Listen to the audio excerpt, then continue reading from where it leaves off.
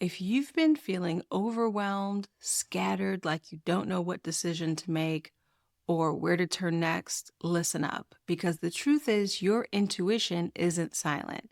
It's just buried underneath everyone else's noise. In today's video, I'm giving you 3 truths you need to hear to help you get quiet and tune in and then reconnect to that deep inner yes that's already guiding you. And number 3 isn't going to feel good, but you need to hear about it. So stick around to the end for a bonus because, of course, I'm pulling cards to get even more divine confirmation for your next move. So let's drop in.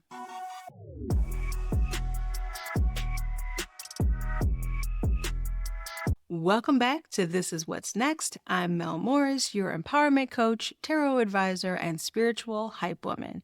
Here, we don't fake positivity. We do radical alignment, intuitive power, and bold ass truth. So if you're ready to hear your intuition more clearly and trust it more deeply, hit that subscribe button and stay close because your soul has a lot to say. So let's get started with truth number 1 about why you're not hearing your intuition. Your intuition whispers. Fear screams. So let's break it down. Your intuition won't panic you. It won't bully you. It speaks in nudges, in chills, in tightness or ease, a sentence that drops into your brain like it always has been there. But when you're surrounded by fires and urgency, opinions, or trying to figure it all out, that whisper gets drowned out. That's why so many people confuse anxiety for intuition. But here's how you can know the difference. So intuition feels calm, even if the actions that it's suggesting are bold and you feel nervous about it. You're still going to feel calm and aligned, like, yes, this makes sense. I'm a little nervous about this, but it feels good. That's intuition. Intuition only moves you in the direction that's best for you. Fear, on the other hand, feels frantic, like if you don't act now, everything's going to crash, the world's going to stop turning, and that's what fear feels like. Intuition never feels chaotic like that, okay? Start noticing the difference and what that shift feels like. So here's your first quick action tip to start hearing your intuition. So this is what I've referred to before as a mirror mantra. This is when you are looking at yourself right in the mirror, face to face, listening to you, recognizing you, look in that mirror and say, my intuition speaks calmly and clearly, and I choose to listen. Okay, let's try that one more time. My intuition speaks calmly and clearly, and I choose to listen. That's it. Simple, right? All right, truth number 2 about why you're not hearing your intuition. You need to get loud with yourself before you get quiet. So you might hear people say, like, just be still and listen. Just listen to the universe. Just close your eyes and you'll hear it. But let's be real. Some of us can't access that kind of clarity in silence if we're not already grounded. Sometimes you have to move that energy in really big ways before your truth can land. So if silence either stresses you out or doesn't come easily, it doesn't come easily for me. Here are 3 quick action tips to get ready to listen to your intuition. Number 1, move your body. Dance, stretch, shake, whatever you need to do to get your body moving, to get out of your head and into your body, grounded into your body, okay? You can check out my last video for a fun movement exercise. It's my favorite release exercise. Number 2, make some super loud noises or turn your music up way too loud. Seriously. So this is about kind of shocking your system, okay? When you are stuck in your head and you're overthinking or you just can't seem to calm yourself down because there's 100 things happening all at once, you need that shock to your system sometimes, right? And really loud noises like knocking some pans together, or again, turning your music up way too loud, it's shocking. It's overwhelming. It'll be too much, but it's enough to change the way that you're thinking, to distract yourself, and then you can drop into your body. Okay. Number 3, you can try screaming out loud or into a pillow. Again, this is going to clear the space, not just because it's loud, but because you are exerting that energy out of your body, right? You're forcing it out. You're going to be so focused on, how do I get all this air out? How do I make as much noise as possible? It's going to distract your mind from that scatteredness. And then it's going to be so quiet afterwards that you're going to be able to drop then back into your body. Okay. So once you do one of those 3 things, I want you to ask yourself, what does my inner voice want me to know right now? Okay. Very simple. If you want to journal about it, you can, or you can just sit quietly and ask, what does my inner voice want me to know right now? Okay. You don't have to sit cross-legged in a crystal cave. You just have to be willing to pause and to connect to yourself. Okay, now we're at truth number 3 regarding why you're not hearing your intuition. The truth is, you already are. You just don't trust yourself yet. I know this one might sting a little, but it might be that gut punch you need to finally move toward that liberation that you've been craving. So many times you and your intuition have been speaking. You've been hearing it. You've gotten the insight. You hear it loud and clear and you understand it. But it's just not giving you answers that you are ready to deal with yet. I mean, that's just a reality. That relationship that you know isn't aligned, that job that's been draining you, that next step that terrifies you because it's so real. In this case, intuition isn't the issue, self-trust is the issue, right? You have to be brave enough to act on what you already know.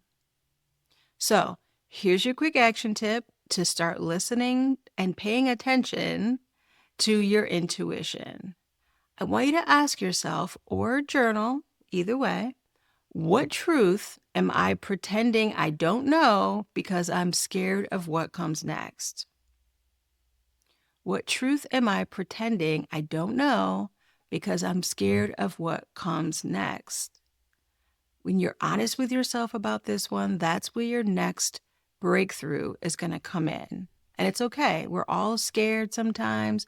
We all say to ourselves, like, this can't be right. I can't do that thing. You absolutely can. Listen to your intuition. All right. So let's back all of this up with a few cards. This week I'm using the True Heart Intuitive deck. Now, this deck I usually only use with my close lady friends, but I will share it with you today. This deck is sometimes a little too honest, so let's be mindful of that. So we're asking, what message is ready to rise from my inner guidance? What message is ready to rise from my inner guidance? Okay. Card number 1 is the Hangman. There we go. So the Hanged Man is all about being intentional, right? Pretty much what we talked about already today, being really intentional about looking at the world in a different way, right? I mean, he's literally hanging in a tree upside down, but getting that inspiration, right? So when you are intentionally doing some of those quick tips that I mentioned, like shocking yourself into getting out of your own head, when you create opportunities to look at things differently, to try things differently, you will get inspired. You are breaking out of the norm. You're breaking out of that cycle that you've been in. You have to give yourself the opportunity to try something a little bit different, right? And then the next card we have here is the Princess of Discs. Now, in other decks, this is the discs are pentacles. And so this is like really grounding energy. So this is that reminder for us this week about, rising into our inner guidance. We have this beautiful opportunity right now to not just listen to our intuition, but to harness it, to nurture it, to allow it to help us to create safe spaces for us to be able to grow more and learn more and do more, right? So find an opportunity for you to look at things a little bit differently and then use that to create this comforting space where you're able to push forward and really grow and build from what you've learned. So underneath here, we have the Death card. Okay. And this is actually my favorite card of all of the tarot cards because it's about letting things go, because then you're making room for what's next, right? You have to shed the old skin in order to grow into the new. It's like the moth that, sheds its body, goes in the cocoon, it comes back out as this beautiful butterfly, right? This card is about rebirth.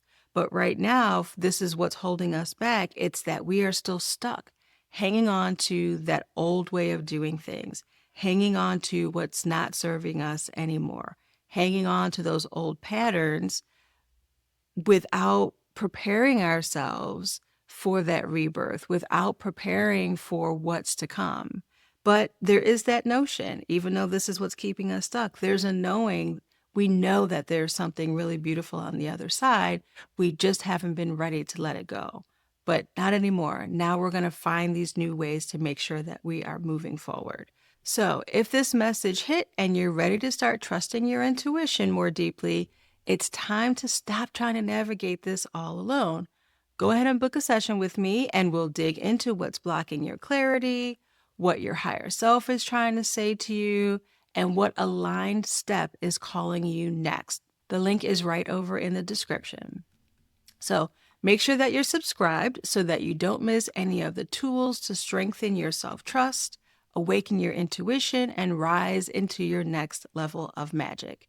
And lock in your readiness by dropping down the comments, I already know.